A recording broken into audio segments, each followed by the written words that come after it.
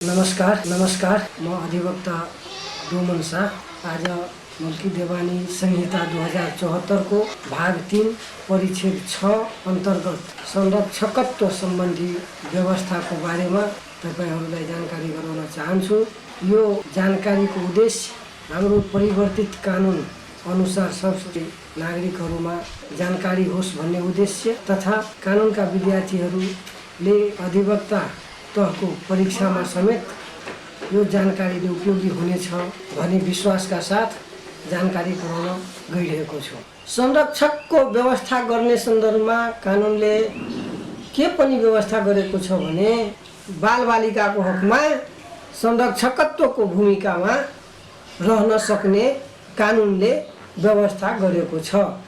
त्यो के छ भने त्यस्तो अवस्थामा आमा बुवा छैन, कोही उसको नातेदार संरक्षकमा बस्न मानेको छैन र ऊ आफू पनि त्यो नाबालक बालबालिका कल्याण गृहमा वा अनाथालयमा वा बाल मन्दिरमा यदि रहेर आफ्नो जीवनयापन गरिरहेको छ, शिक्षा दीक्षा प्राप्त गरिरहेको छ भने त्यस्तो अवस्थामा त्यही बाल कल्याण गृह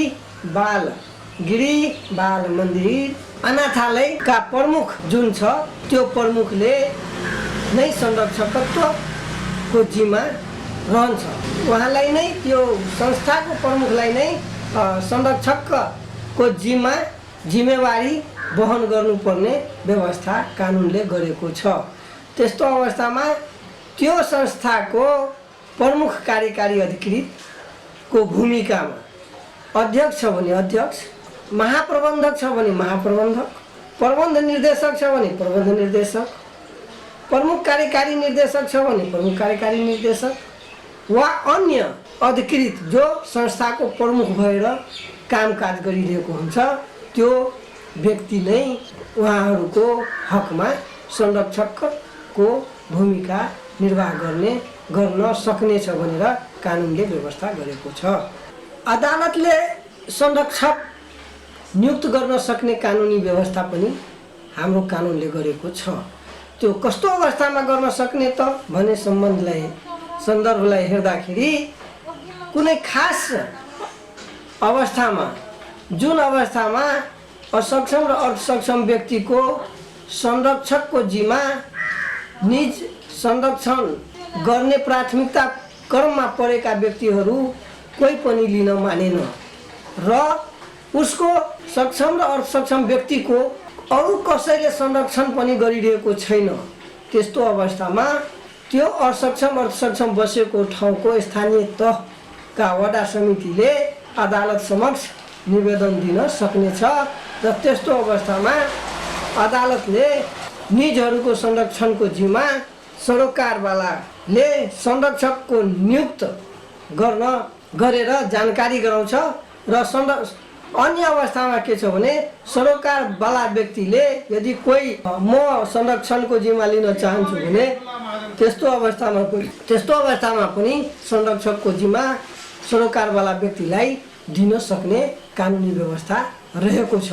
र त्यो अवस्थामा के छ भने त्यसरी सक्षम र असक्षम व्यक्तिहरूको हकमा संरक्षणको जिम्मा दिँदाखेरि त्यो व्यक्ति वा संस्थाले वा वडा समितिले संरक्षण निजहरूको हक हितको संरक्षण गर्न सक्ने वा नसक्ने भन्ने तर्फ पनि विचार पुर्याउनु पर्ने छ। त्यस्तो अवस्थामा अदालतले संरक्षणको जिम्मा गर्न सक्छ वा सक्दैन भन्ने सन्दर्भमा पनि विचार गरेर संरक्षकको जिम्मा दिनुपर्छ। अर्को के छ भने संरक्षक नियुक्त गर्दा अदालतले संरक्षण हुने व्यक्तिको सहमति लिनुपर्छ। त्यो हुन चाहन्छन् कि चाहँदैनन्। जबरजस्ती कसैलाई दियो भने त्यो संरक्षकको भूमिकाको जिम्मेवारी निर्वाह नगर्न पनि सक्छ। त्यो कारणले त्यसको सहमति लिनु आवश्यक छ भनेर अदालतले त्यो कुरा खोज्छन्। त्यसपश्चात के छ भने अदालतले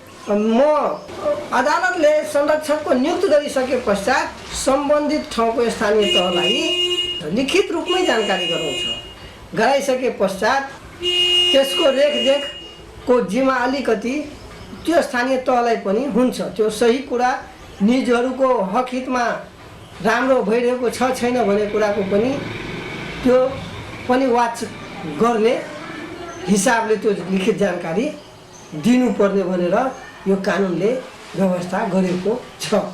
त्यस पश्चात के छ भने अदालतलाई लाग्यो भने सुपरिवेक्षक तोक्न सक्ने भनेर पनि कानुनले व्यवस्था गरे। संरक्षक नियुक्त गरिसके पश्चात त्यो संरक्षण गर्ने जिम्मा पाएका व्यक्तिले त्यो असक्षम र अर्धसक्षम व्यक्तिहरूको हक हितको संरक्षण हक हित गरिरहेको छ वा छैन भन्ने सन्दर्भमा सुपरिवेक्षणको जिम्मा पनि कसैलाई लिखित रूपमै दिएर तोक्न सक्नेछ। त्यो के गर्ने त?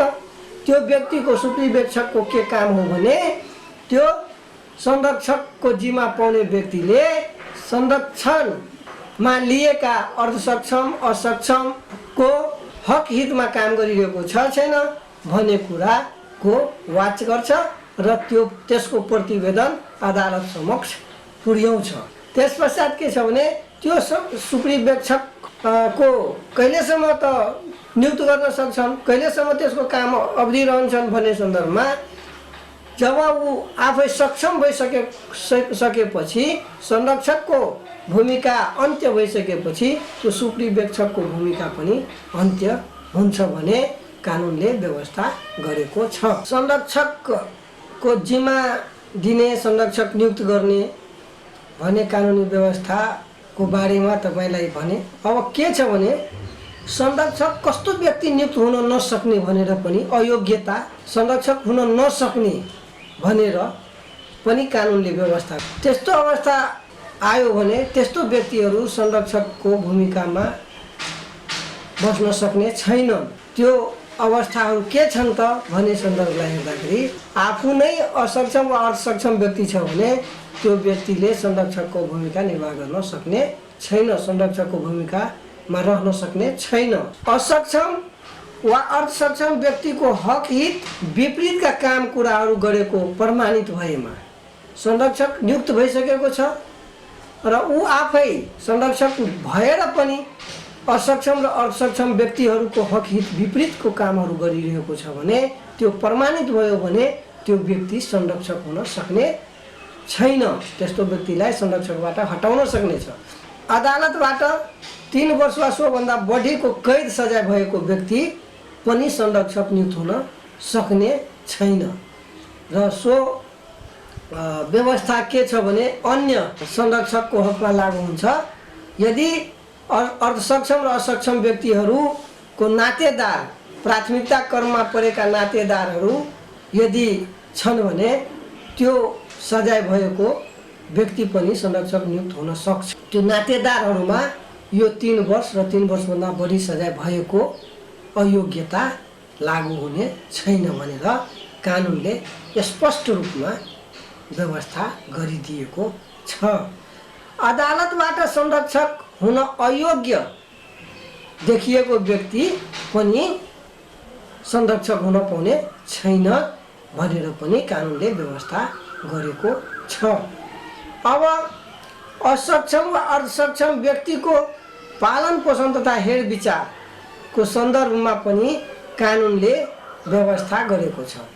त्यो के हो भने संरक्षकले आफ्नो संरक्षकत्वमा रहेको असक्षम वा अर्धसक्षम व्यक्तिको पालन पोषण, शिक्षा दीक्षा, स्वास्थ्य, मनोरञ्जन तथा हेरविचारको व्यवस्था निजको सम्पत्ति भए ऊ त्यही सम्पत्तिबाट, यदि त्यस्तो सम्पत्ति छैन भने संरक्षकको जिम्मा लिने व्यक्ति आफ्नो सम्पत्तिबाट त्यो असक्षम र अर्धसक्षम व्यक्तिको पालन पोषण र हेरविचार गर्नुपर्ने व्यवस्था कानुनले गरेको छ। यदि आफ्नो सम्पत्ति छ भने त्यस्तो असक्षम र अर्धसक्षम व्यक्तिको पालन पोषण, शिक्षा दीक्षा, स्वास्थ्य, मनोरञ्जन तथा हेरविचारको व्यवस्था गर्दा यदि भरसक उहाँहरूसँग अचल सम्पत्ति छ भने अचल सम्पत्तिबाट, चल सम्पत्ति छ भने चल सम्पत्तिबाट, यदि चल सम्पत्ति छैन भने अचल सम्पत्तिबाट त्यो पालन पोषण, स्वास्थ्य, शिक्षा, मनोरञ्जन तथा हेरविचारको व्यवस्था गर्नुपर्ने छ। यदि चल सम्पत्तिबाट पुगेन भने अचल सम्पत्तिलाई बिक्री गर्नु नै पर्यो भने त्यस्तो बिक्री गर्नको लागि संरक्षकले अदालतबाट पूर्व सहमति लिएर मात्रै बिक्री गर्न सक्नेछ। र त्यो कुरा के छ भने यदि संरक्षक आफ्नै नातेदारहरू छन् भने आफ्नै प्राथमिकता क्रममा नजिकको प्राथमिकता क्रममा परेको व्यक्ति संरक्षक छ भने त्यस्तो अनुमति लिनुपर्ने छैन भनेर पनि कानुनले व्यवस्था गरेको छ।